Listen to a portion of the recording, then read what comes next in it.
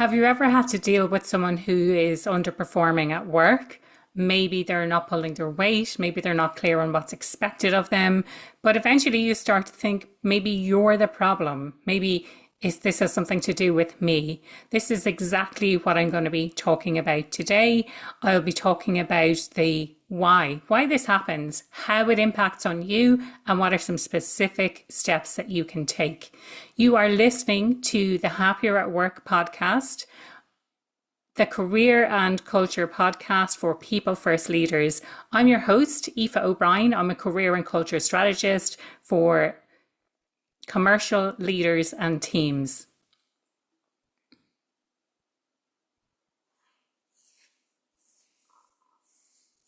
So first of all, let's talk about why this might happen to begin with. So maybe this person has a blind spot. Maybe they don't really know what's going on and they haven't received feedback to let them know that this is what's happening. I know certainly I've worked in organizations, and I'm sure you can relate as well, where there's an underperformer who just gets passed from manager to manager or team to team, and no one really knows quite how to deal with them.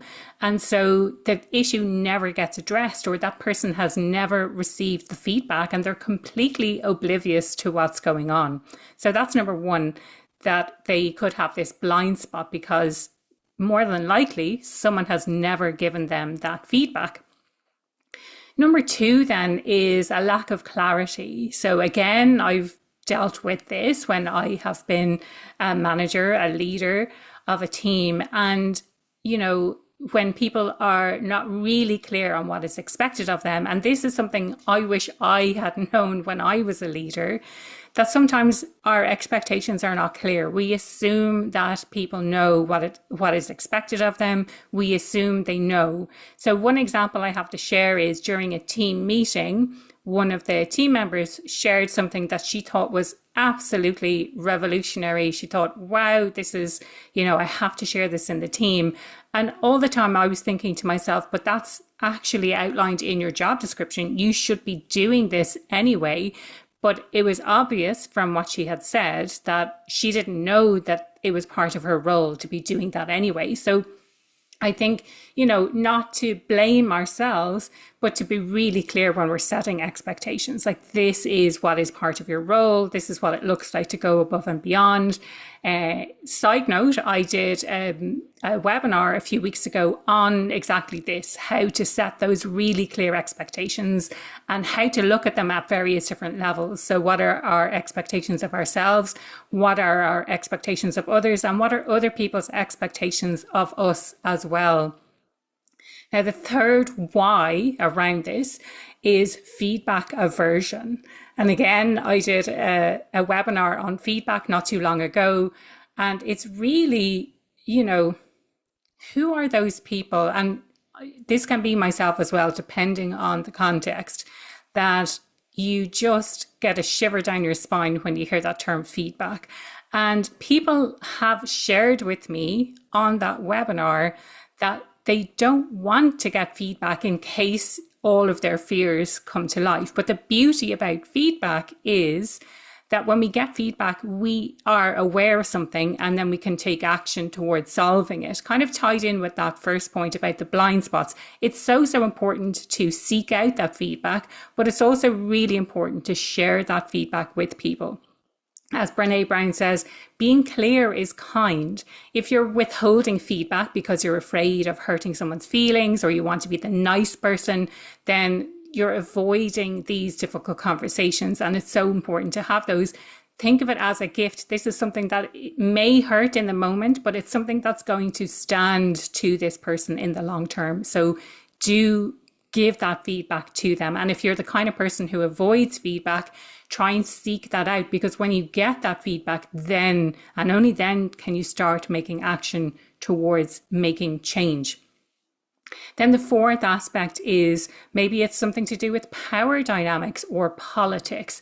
So again, I was managing someone previously, and this person used to go above my head constantly to go and deal with my manager rather than dealing with me directly. She didn't want to have anything to do with me, so she went above my head. And the disappointing thing here was that she actually made a lot of mistakes in front of my manager.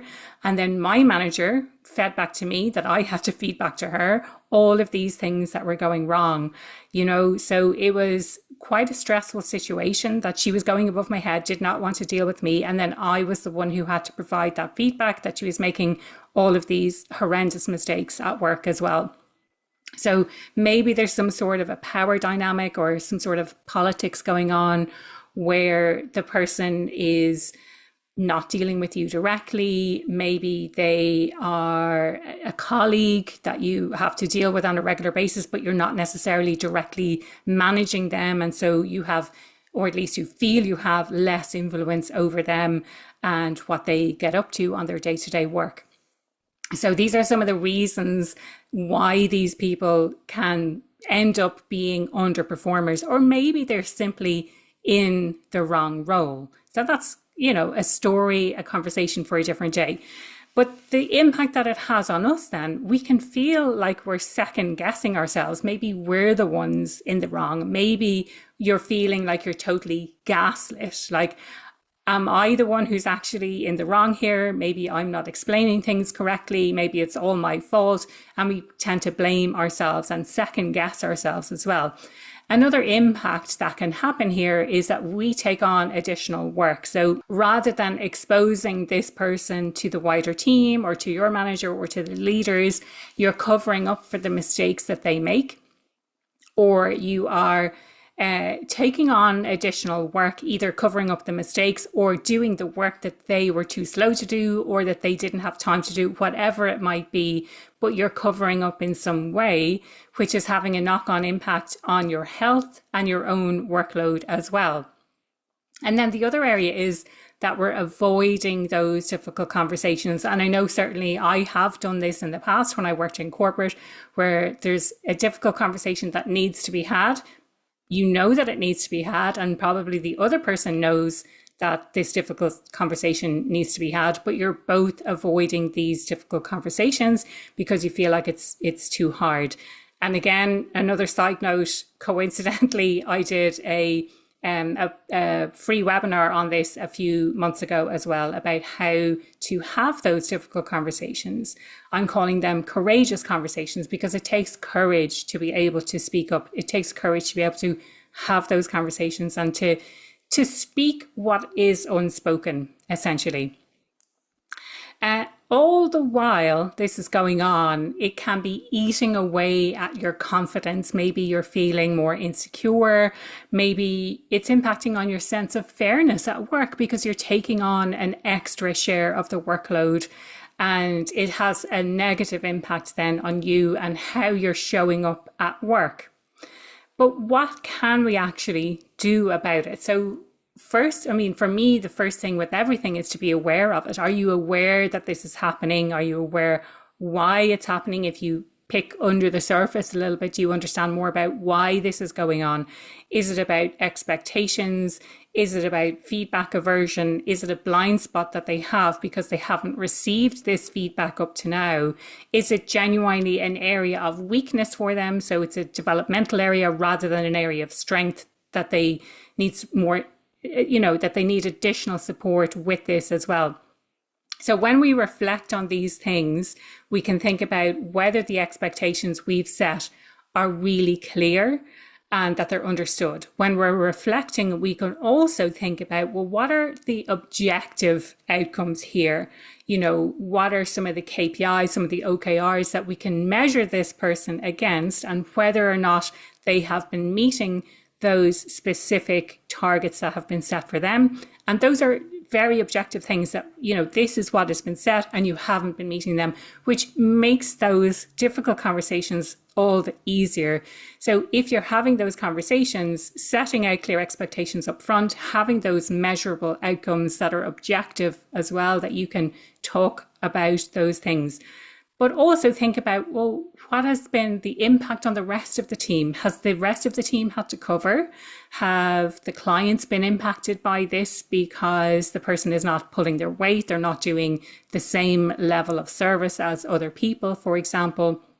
So thinking about all of these things and reflecting. We can also then document. So having some very specific examples to share. And I know this is something I was quite poor at when I worked in corporate, but having very specific examples to share, whether that is related back to the OKRs, the KPIs that I mentioned, or whether it is related to the expectations that you have set, whether it's missed deadlines, all of these things add up to build a story that you can share back with this person in the form of feedback, in the form of having that difficult conversation.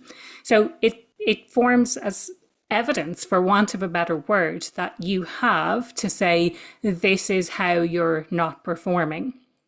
And then it's all about communicating. So having that open dialogue with someone using a specific framework. One of the ones that I like is the SBI framework, but there are lots of different feedback frameworks that you can share.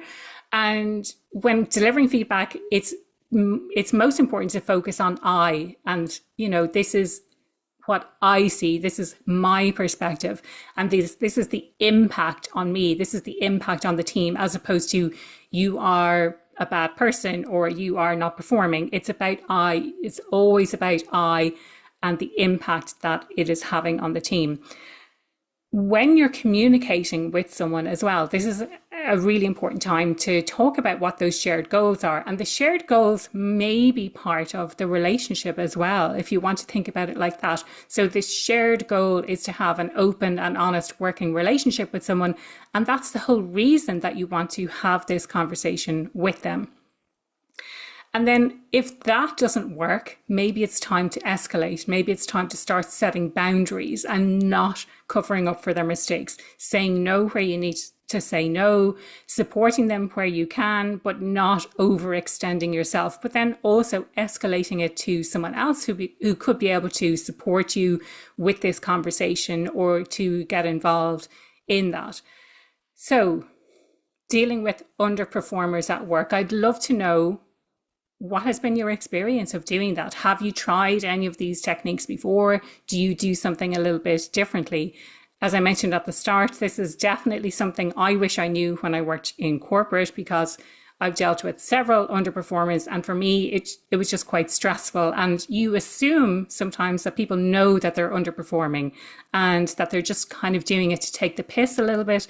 But actually, that's often not the case. As I mentioned at the start, it could be a blind spot. They're not open to feedback. It could be an expectations issue. So there's loads of things that could be going on to drive that. But I would love to know about your experiences of underperformers at work. As always, do get involved in the conversation. I love seeing your comments, whether it's on a comment on Spotify, whether it's a feedback that you've left me on one of the podcast platforms, whether it's a comment on YouTube under the video, or whether it's in getting involved in the conversation on LinkedIn, because I always post on LinkedIn about the podcast. So if we're not connected there, do feel free to reach out. And I'd love to know what's one thing that you're going to do differently as a result of listening or watching today.